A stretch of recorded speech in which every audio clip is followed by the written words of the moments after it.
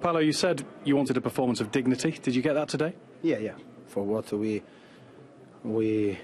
saw, there was a dignity performance with desire, ambition. Obviously, in this moment we don't have many weapons in our side for try to damage more the opponents. But at the end of the day, my players keep in discipline all the game, and they try to give everything, but wasn't enough to get a point.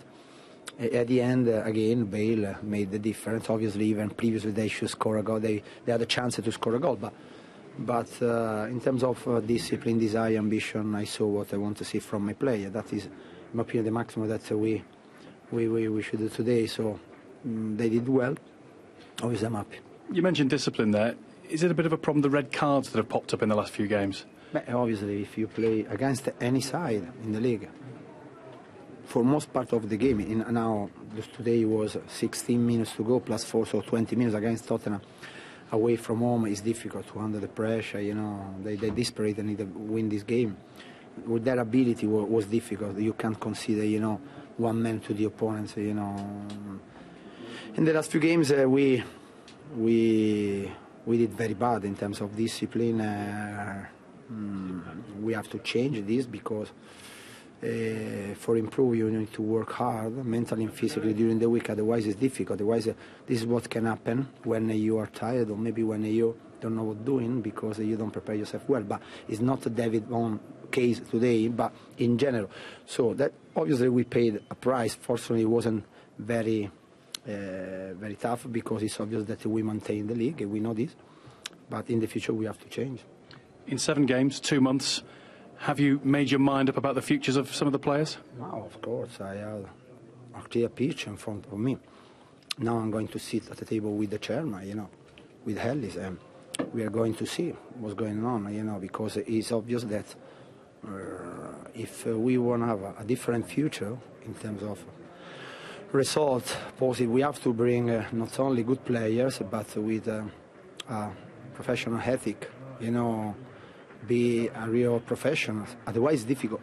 A good footballer that perform at 40-50% of the potentiality they got because they go blurry for many reasons, or because they go out, or because they take the training session. Like if it's a hobby, it's difficult to change things, So we have to make sure that we are going to bring in good players, good professionals that can give satisfaction to everybody. No Phil Bardsley today. I know a couple of the players maybe perform without dignity off the field this week. Has their card been marked now with you? They can't stay with me, the people that behave like that, because in this occasion obviously it was for me easy to push those people out because I'm talking about strict rules, and then I discovered the day after that the people spent nearly all night out in the way you saw, so I don't have to explain what's happened. So I was disgusted in some way.